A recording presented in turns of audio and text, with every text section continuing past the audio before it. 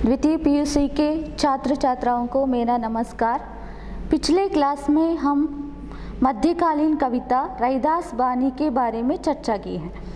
आज हम सुजान भगत, जो आपके हिंदी साहित्य के टेक्स्ट बुक द्वितीय पीयूसी के टेक्स्ट बुक साहित्य गौरव के पहला अध्याय है सुजान भगत, उसके बारे में हम आज चर्चा करेंगे। सुजान भगत प्रेमचंद के बारे में देखना है तो हम ये सोच सकते हैं कि प्रेमचंद हिंदी साहित्य के आधुनिक काल के प्रसिद्ध साहित्यकारों में गिने जाते हैं। वे उपन्यासकार, नाटककार, निबंधकार के साथ साथ कहानियाँ भी लिखते थे। लेखक परिचय एक बार देख लीजिए। उपन्यास सम्राट मुंशी प्रेमचंद का जन्म 31 जुलाई 1880 ईस्वी को काशी के निकट लम्ही नामक गांव में हुआ था। आपके पिता का नाम अजय बराय तथा माता का नाम आनंदी देवी था। प्रेमचंद का असली नाम है धनपत राय श्रीवास्तव। आपका जीवन बहुत ही संघर्षपूर्ण रहा था। आपने घर पर ही पढ़कर इंटरमीडिएट एवं बीए की परीक्षाएं उत्तीर्ण की। आप पहले नवाब राय के नाम से उर्दू में लिखते थे, बाद में प्रेमचंद के नाम से हिंदी में लिखने लगे। आपने हिंदी में लगभग 300 कहानियाँ लिखी है, जो मानसरोवर के 8 भागों में संकलित हैं। आपकी कहानियाँ आदर्शोन्मुख यथार्थवादी है। आपकी शैली में सरलता, सजीवता एवं प्रभावोत्पादकता है। मुहावरेदार भाषा का प्रयोग उनकी विशेषता है। 8 अक्टूबर सन 1936 को उनका स्वर्गवास हुआ। आपकी कृतियाँ हैं उपन्यास में सेवा सदन, प्रेमाश्रम, रंगभूमि, निर्मला, कर्मभूमि, गबन, गोदान आदि। गोदान में होरी नामक किसान का चित्रण उन्होंने किया है। नाटक करबला, संग्राम, प्रेम की वेदी आदि है। निबंध साहित्य का उद्देश्य, स्वराज्य के फायदे, कुछ विचार आदि। इसके साथ कहानियाँ कफन, पूस की रात आदि उन्होंने लिखा है। और बड़े घर की बेटी उनकी एक ऐसी कहानी है जहाँ पर बड़े घर की बेटी का चरित्र वो चित्रित करते हैं। यहाँ पर सुजान भगत पाठ में एक मामूली सी किसान सुजान का चित्रण करते हैं। सुजान घर का मुखिया भी था और गांव का मुखिया भी। जैसे वो भगत बन गया, भगत मतलब भक्त, गृहस्थाश्रम में रहकर गुरु मंत्र लेना, ऐसे लोगों को भगत कहते हैं। और भगत बनकर उसे भगतों के आचार विचार को निभाना पड़ता था और उसके साथ साथ वो घर का काम भी करता था, छोटा मोटा काम करता था। परंतु गांव में उसका सम्मान बढ़ता गया। घर में सब लोग उसका अनादर करने लगे।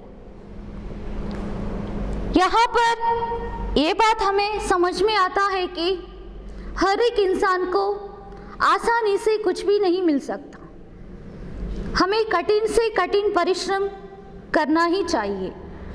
कठिन परिश्रम करने से सफलता, धन दौलत सब कुछ मिल सकती है। यहाँ पर इस कहानी के माध्यम से प्रेमचंद ने हमें ये दिखाया है। एक बात और है, हम प्रेमचंद को उपन्यास सम्राट भी कहते हैं। सुजान भगत कहानी ग्राम्य जीवन के परिवेश से संबंधित है। किसान सुजान भगत बनने के बाद गांव में उसकी प्रतिष्ठा बढ़ जाती है, लेकिन अपने ही घर में उसका अनादर होता है। पुत्र और पत्नी द्वारा उपेक्षित भगत अत्यधिक परिश्रम कर ऐसी फसल उगाता है कि बखारी में अनाज रखने को जगह नहीं मिलती। इस तरह वह अपना खोया हुआ अधिकार फिर प्राप्त करता है। कठिन परिश्रम करने से ही मानव को धन दौलत, मान मर्यादा आदि प्राप्त होती है। यह संदेश विद्यार्थियों को देने हेतु इस कहानी का चयन किया गया है। इस कहानी में पात्र परिचय मैंने लिखा है। सुजान, उसकी पत्नी बुलाकी, बड़ा बेटा भोला और छोटा बेटा शंकर, और साथ में एक भिक्षु भी इस कहानी का एक पात्र है। कठिन शब्दों का अर्थ थोड़ा बहुत लिखा है, बाकी कुछ शब्दार्थ आपके टेक्स्ट बुक में कठिन शब्दार्थ वहाँ पर दिया गया है। चलिए हम देखते हैं। सीधे साधे किसान धन आते ही धर्म और कीर्ति की ओर झुकते हैं। दिव्य समाज की भांति वे पहले अपने भोग विलास की ओर नहीं दौड़ते। सुजान की खेती में कई साल से कंचन बरस रहा था। मेहनत तो गांव के सभी किसान करते थे, पर सुजान के चंद्रमा बली थे। ऊसर में भी दाना चींट आता तो कुछ न कुछ पैदा हो जाता। 3 वर्ष लगातार ऊख लगती गई। उधर गुड़ का भाव तेज था। कोई 2-2.5 हजार उसके हाथ में आ गए। बस चित्त की वृत्ति धर्म की ओर झुक बढ़ी। साधु संतों का आदर सत्कार होने लगा। द्वार पर धूनी जलने लगी। कानूनगो इलाके में आते तो सुजान महतो के चौपाल में ठहरते। सीधे साधे किसान, सरलता से जीवन बिताने वाले किसान, जब उन्हें संपत्ति मिलती है तो वो धार्मिक कार्य करना चाहते हैं। धर्म के ओर उनका मन झुक जाता है।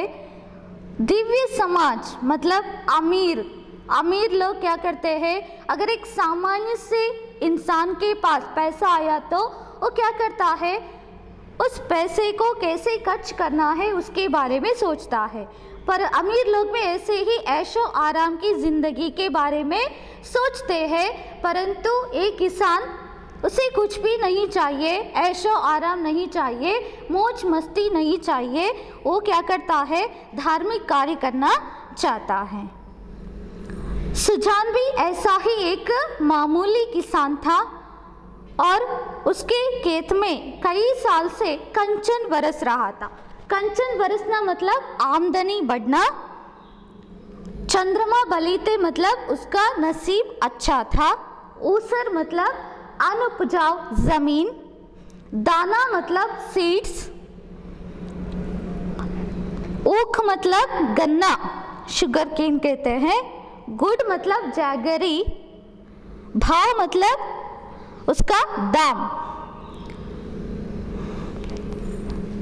धूनी मतलब अग्नि कुंड। कानूनगो मतलब पटवारियों के कागजात को जांच करने वाला एक अधिकारी। चौपाल मतलब गांव में वह स्थान है जहां पर लोग एकत्रित होकर आपस में बातचीत करते हैं, पंचायत भी करते हैं और होती है, और मनोरंजन भी करते हैं। हाकिम मतलब शासक। अब देखते हैं, सुजान की खेती में कई साल से अच्छा फसल आने के कारण उसकी आमदनी भी बढ़ गई थी। परिश्रम, मेहनत मतलब परिश्रम तो गांव के सभी किसान करते थे, परंतु सुजान की नसीब अच्छी थी, इसलिए एक दाना छींट लिया तो उसमें कुछ ना कुछ पैदा हो जाता था। ऐसे ही 3 वर्ष तक लगातार मतलब निरंतर उसने ऊख बोया था और गुड़ का भाव भी बाजार में तेज होने के कारण उसके हाथ में 2,500 पैसा आ गए। वो सोचने लगा इन पैसों का खर्च करना नहीं है तो उसका मन एता कि दान धर्म करना है। और जैसे ही वो अमीर हो गया, उसकी संपत्ति बढ़ गई, उससे घमंड नहीं आया, बल्कि वो साधु संतों का आदर सत्कार करने लगा। उसके घर आए साधु अग्निकुंड लगाकर पूजा पाठ में व्यस्त थे और बड़े बड़े अधिकारी जैसे कि कानूनगो इलाके मतलब उस प्रांत में आते थे और सुजान के घर में ही ठहरते थे। और कौन कौन आते थे उसके बारे में लेखक ने यहाँ उल्लेख किया है। उस इलाके के हेड कांस्टेबल, थानेदार, सब इंस्पेक्टर ऑफ पुलिस, शिक्षा विभाग के अफसर एक ना एक उस चौपाल में ही पड़ा रहता था। ये आज की जो कहानी नहीं है, उस जमाने की है, जहाँ पर गांव में कोई अधिकारी आए तो वो कहाँ पर ठहरते थे, उस गांव के जो मुखिया है उसके घर में ही ठहरते थे। महत्व खुशी के फूले न समाते, फूला न समाना मतलब अत्यधिक संतोष होना, खुश होना। धन्य भाग मतलब वो सोचता था मेरा नसीब अच्छा है। और उसके द्वार पर अब इतने बड़े बड़े हाकिम आकर ठहरते हैं, जिन हाकिमों के सामने उसका मुँह ना खुलता था, उन्हीं की अब महत्व करते जबान सूखती थी। हाकिम मतलब लिखिए शासक। हाकिम लोग आते तो, हाकिम मतलब बड़े बड़े ऑफिसर, प्रधान अधिकारी आते थे। सुजान के घर में ही उनका भोजन चलता था। और वो तो महत्व सुजान महत्व था, वो पहले महत्व मतलब मुखिया है, और महत्व कर वो पुकारते थे। परंतु वो क्या करता था, उन्हें इतना इज्जत देता था कि उनके सामने वो सिर नहीं उठाता था। उसके घर में कभी भजन भाव भी होती थी। जब साधु लोग आते थे तो भजन भाव, सत्संग होने लगता था। और ये अधिकारी लोग आते थे तो वहाँ पर गांजे चरस की बहार भी उड़ रही थी। गांजा और चरस नशीले पदार्थ हैं। और एक महात्मा ने डौल अच्छा देखा तो गांव में आसन जमा दिया। डौल मतलब मुहूर्त देखा तो गांव में आसन जमा दिया और सत्संग होने लगी। और गांजे चरस की बहार भी उड़ने लगी। एक ढोलक आई, छोटा ढोल है, मजीरे मंगाए गए। मजीरा मीन्स कई ताड़ा। सत्संग होने लगा। यह सब सुजान के दम का जलूस था। दम का जलूस मतलब उसके परिश्रम का फल था। घर में सेरो दूध होता, मगर सुजान के कंठ तले एक बूंद भी जाने की कसम थी। कभी हाकिम लोग चखते, कभी महात्मा लोग। घर में इतने सारे दूध, घी, मक्खन सब कुछ होते थे, परंतु सुजान उसे कुछ नहीं खाता था। कभी घर आए मेहमान है, हाकिम, बड़े बड़े अधिकारी, वो लोग आते थे और महात्मा लोग आते थे। उसका मानना था कि किसान को दूध घी से क्या मतलब, उसे रोटी और साग चाहिए। वो खेत में काम करता है और शारीरिक शक्ति पाने के लिए उसे साग और रोटी चाहिए।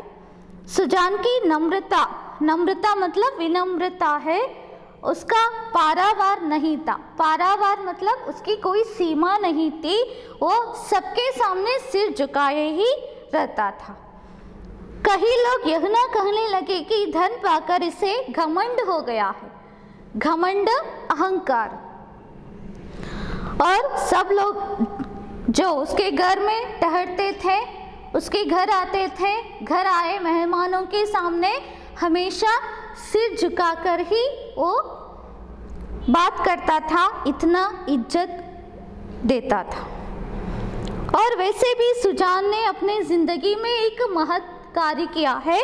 वो क्या है देखिए। गांव में कुल 3 कुएं थे।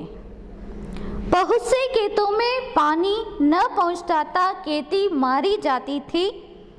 और सुजान ने एक पक्का कुआं बनवा दिया। कुएं का विवाह हुआ, यज्ञ हुआ, ब्रह्म भोज हुआ। जिस दिन पहली बार पुर चला, सुजान को मानो चारों पदार्थ मिल गए। जो काम गांव में किसी ने न किया था वह बाप दादा के पुण्य प्रताप से सुजान ने कर दिखाया।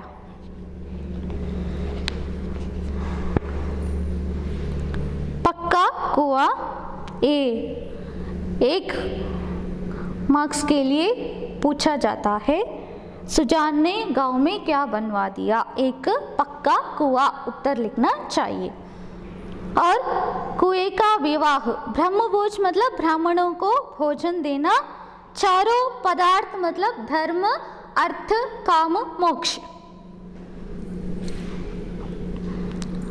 गांव में कुल मिलाकर 3 कुएं थे। बहुत से कुएं में पानी ना पहुंचती थी, पानी ना पहुंचता था, खेती मारी जाती थी। तो सुजान ने सोचा पानी मिला तो खेत में फसल अच्छा उगेगा, इसलिए उन्होंने एक पक्का कुआं अपने गांव में बनवा दिया।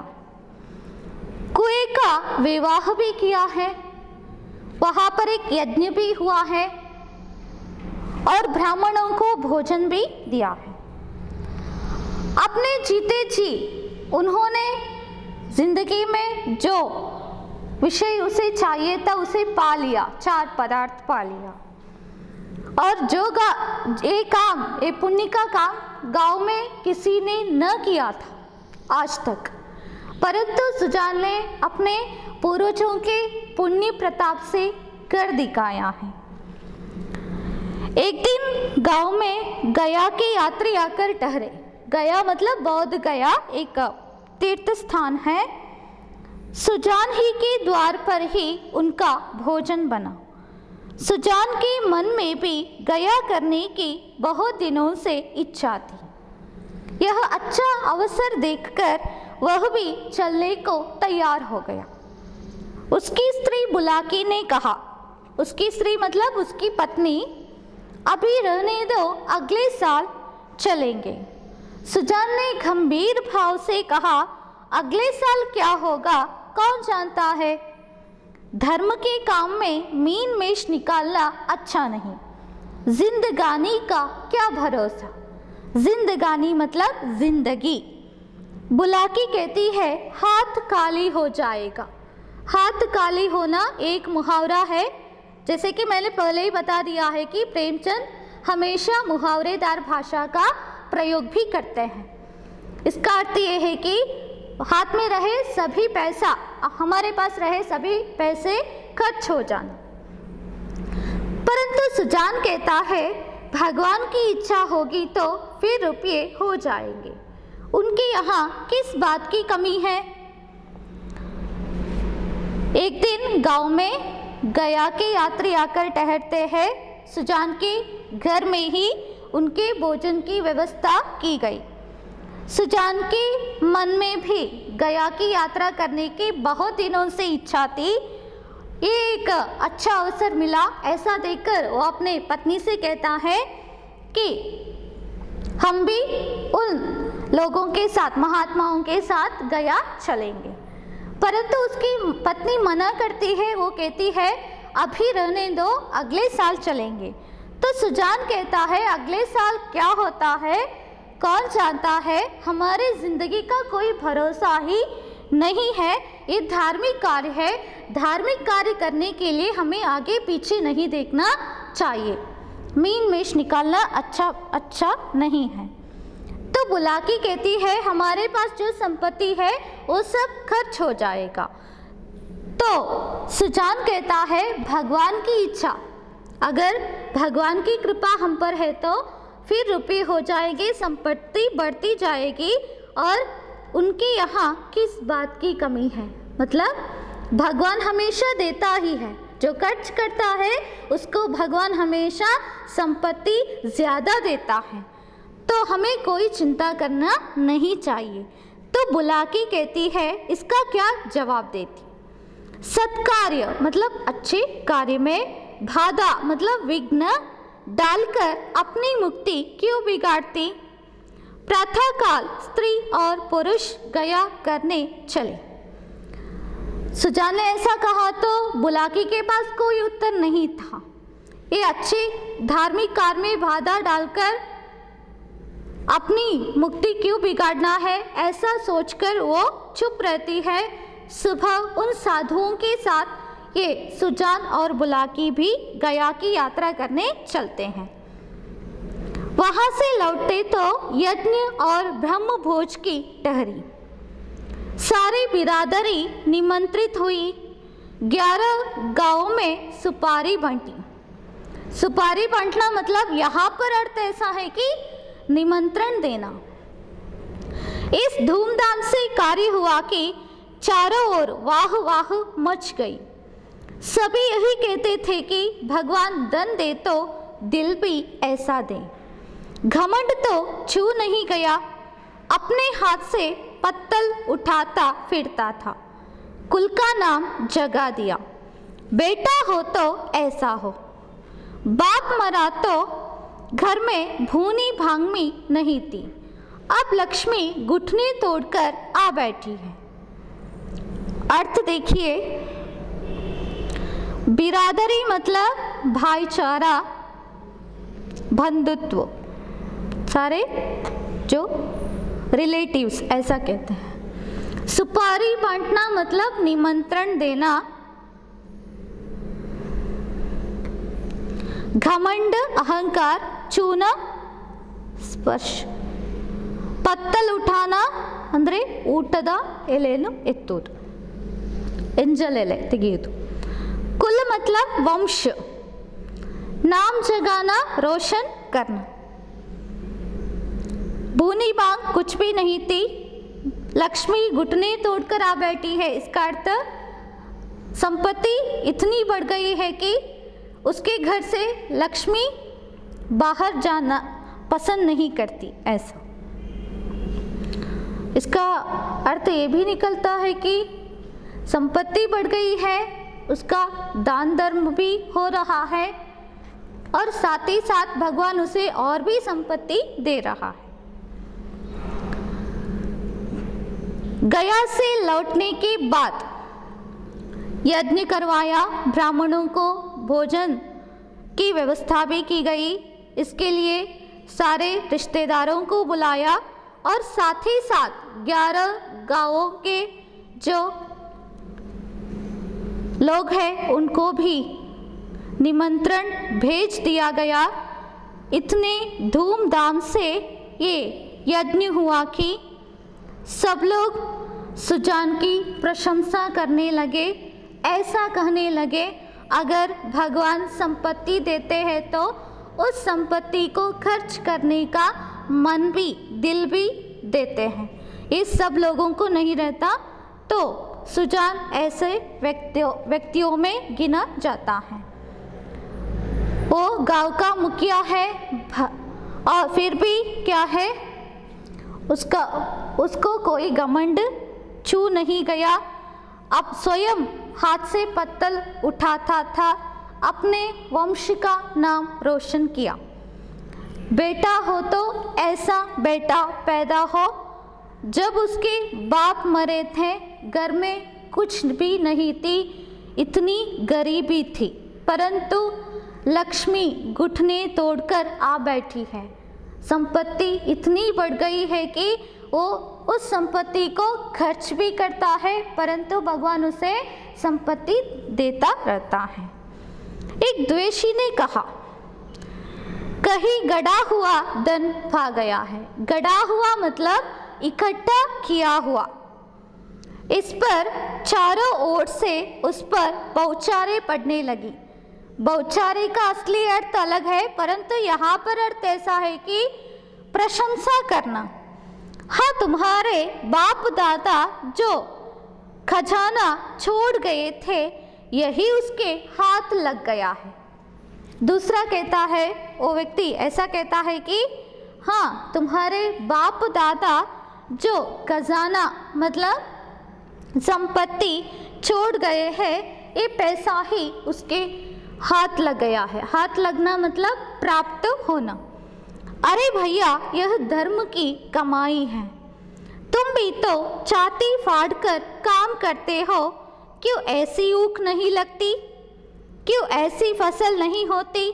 भगवान आदमी का दिल देखते हैं, जो खर्च करता है उसी को देते हैं। छाती फाड़कर काम करना मतलब कठिन परिश्रम करके काम करना। जब एक द्वेषी मतलब मत्सर रखने वाला व्यक्ति कहता है ये सुजान को कहीं और से धन मिला है, कहीं दूसरों से लूटा हुआ धन उसे मिला है, इसलिए ऐसे धन को वो खर्च कर रहा है, इसलिए उसकी प्रशंसा सब लोग कर रहे हैं, क्यों। और वो कहता है तुम्हारे बाप दादा जो संपत्ति छोड़ गए थे ना, वही उसे मिला है, उसी को ही खर्च कर रहा है, उसमें कोई बड़ी बात नहीं है। तो दूसरा व्यक्ति कहता है ऐसा कोई बात नहीं है, ये तो धर्म की कमाई है, उसने कठिन परिश्रम करके ये संपत्ति कमाई है, तुम भी कठिन परिश्रम करो तो ऐसा ऊख क्यों नहीं लगती। सुजान के जैसा फसल, उसके खेत में जो फसल आया था ऐसा फसल तुम्हें भी नहीं मिलता क्या। एक बात ध्यान से सुनो, भगवान तो हमेशा आदमी का दिल देखते हैं, मतलब भगवान जो खर्च करता है उसी को ही संपत्ति देते हैं। और यहाँ पर इतना हुआ। अब सुजान भगत बनने के बाद उसकी हालत कैसी थी उसके बारे में हम पढ़ेंगे। सुजान महतो गया की यात्रा करने के बाद सुजान भगत बन गया। एक गुरु से गुरु मंत्र भी लिया था। भगत मतलब भक्त। सुजान भगत हो गई। भगतों के आचार विचार कुछ और होते हैं। वह बिना स्नान किए कुछ नहीं खाता। गंगा जी अगर घर से दूर हो और वह रोज स्नान करके दोपहर तक घर न लौट सकता हो तो पर्वों के दिन उसे अवश्य ही नहाना चाहिए। भजन भाव उसके घर अवश्य होना चाहिए। पूजा अर्चना उसके लिए अनिवार्य है। खान पान में भी उसे बहुत विचार रखना पड़ता है। सबसे बड़ी बात यह है कि झूठ का त्याग करना पड़ता है। भगत झूठ नहीं बोल सकता। सुजान महतो सुजान भगत हो गए। भगत बनने के बाद भगतों के कुछ ऐसी आचार विचार थे, उसका पालन सुजान को भी करना चाहिए था। बिना स्नान किए कुछ नहीं खाने का, नदी में ही स्नान करना है, ऐसा एक नियम था। परंतु नदी घर से बहुत दूर है तो वो घर में नहा सकता है। परंतु विशेष पर्वों के दिन तो उसे वहाँ नहाना चाहिए। हमेशा पूजा पाठ होते रहना चाहिए, सत्संग होना चाहिए, भजन गाना चाहिए। ये तो सब क्या है उसके लिए अनिवार्य है। और खान पान में भी उसे बहुत सोच विचार करके उसका पालन करना पड़ता था। सबसे बड़ी बात यही है कि भगत हमेशा सच बोलना चाहिए था, उसे झूठ का त्याग करना पड़ता है। भगत झूठ नहीं बोल सकता। साधारण मनुष्य को अगर झूठ का दंड एक मिले तो दंड पनिशमेंट, तो भगत को 1 लाख से कम नहीं मिल सकता था। ये भगत है। भगत मतलब इसका अर्थ ज्ञानी है, सब कुछ जाना हुआ व्यक्ति है। अगर वो झूठ बोलता है तो उसको लाखों दंड दिया जाता है। सामान्य मनुष्य एक झूठ बोला तो उसे हम क्षमा करते हैं। अज्ञान की अवस्था में मतलब अचेतन अवस्था में कितने ही अपराध क्षम्य हो जाते हैं। ज्ञानी के लिए क्षमा नहीं है, प्रायश्चित नहीं है, और यदि है तो बहुत ही कठिन। सुजान को भी अब भगतों की मर्यादा को निभाना पड़ा। अब तक उसका जीवन मजूर का जीवन था। उसका कोई आदर्श, कोई मर्यादा उसके सामने न थी। अब उसके जीवन में विचार का उदय हुआ, जहाँ का मार्ग कांटों से भरा हुआ है। स्वार्थ सेवा ही पहले उसके जीवन का लक्ष्य था। इसी कांटे से वह परिस्थितियों को तौलता था। वह अब उन्हें औचित्य के कांटों पर तौलने लगा। यह कहो कि जड़ जगत से निकलकर उसने चेतन जगत में प्रवेश किया। साधारण मनुष्य झूठ बोला तो उसे दंड कम दिया जाता है, भगत को लाखों से ज्यादा दंड मिलता है।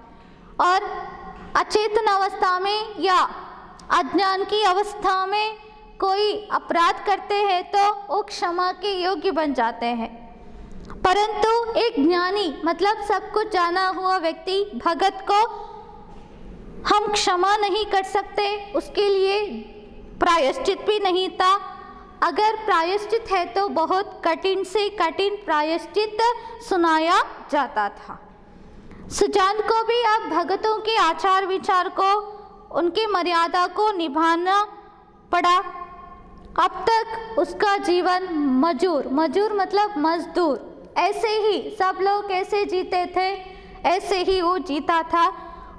जिंदगी में कोई लक्ष्य, आदर्श उसके सामने न थी। परंतु अब भगत बन गया है। वो हर एक छोटे मोटे विचार को, पहले वो कैसा था अब कैसा है, उसके बारे में सोचता है, उसकी तुलना भी करता है। और पहले वो ऐसा था कि स्वार्थी था। स्वार्थ सेवा ही उसकी जिंदगी का एक प्रमुख उद्देश्य था। परंतु अब भगत बन गया है।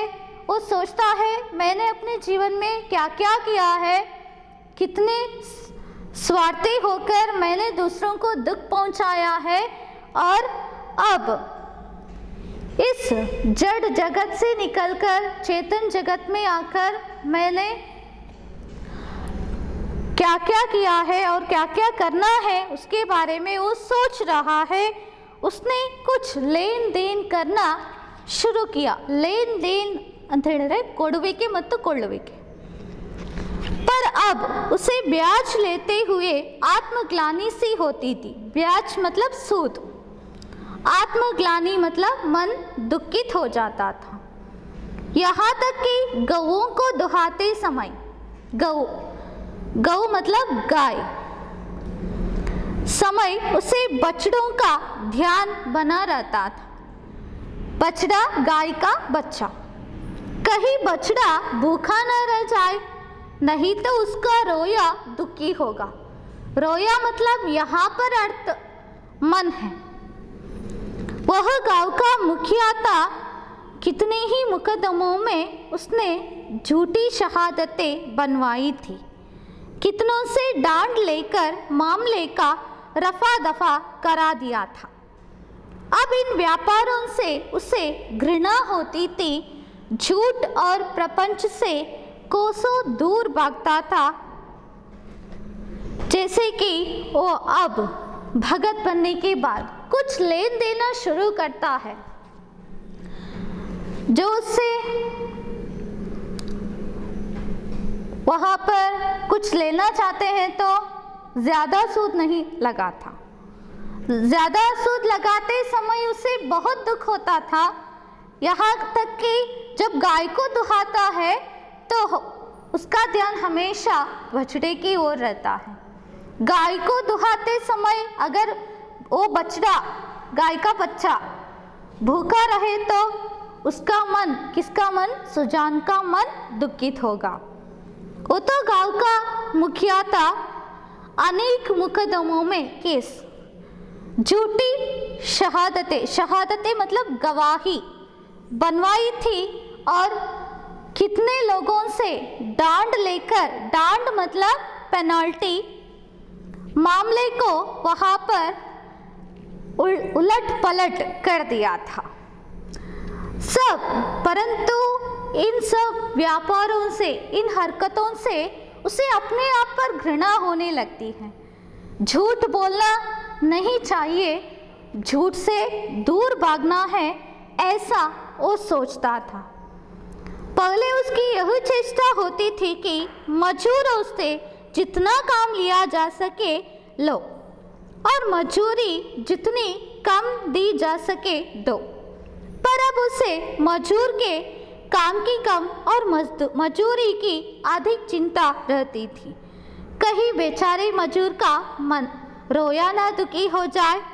वह उसका वाक्यांश सा हो गया था, किसी का रोया ना दुखी हो जाए।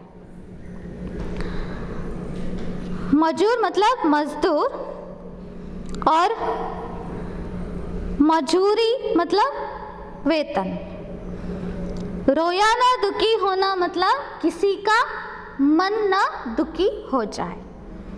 पहले उसकी ये चेष्टा होती थी कि मजदूरों से ज़्यादा काम लेना है, मजदूरी कम देना है, परंतु अब सोचता है मजदूरों से काम कम लेना है और मजदूरी ज़्यादा देना है, क्योंकि किसी भी मजदूर का मन दुखित ना हो जाए। किसी का मन दुखी ना हो जाए, इस उसकी जिंदगी का एक वाक्यांश हो गया है। इस कारण उसके दोनों जवान बेटे बात बात में उस पर फप्तियाँ कसते। फप्तियाँ कसना मतलब व्यंग्य करना, यहाँ तक कि बुला के भी उसे कोरा भगत समझने लगी थी। कोरा मतलब मूर्ख भगत, जिसे घर के भले बुरे से कोई प्रयोजन न था। चेतन जगत में आकर सुजान भगत कोरे भगत रह गए, और उसके बेटे इस कारण उस पर व्यंग्य करते थे। जैसे कि उसकी पत्नी भी ये समझने लगी कि ये तो मूर्ख भगत है, घर में क्या चल रहा है उसे कोई जानकारी नहीं है, और घर के भले बुरे से कोई प्रयोजन ही नहीं है, और भगत बनने के बाद वो मूर्ख भगत बन गया। घर के लोगों के बारे में सोचना तो छोड़ो, हमेशा गांव वालों के बारे में ही सोचने लगता है। धन्यवाद।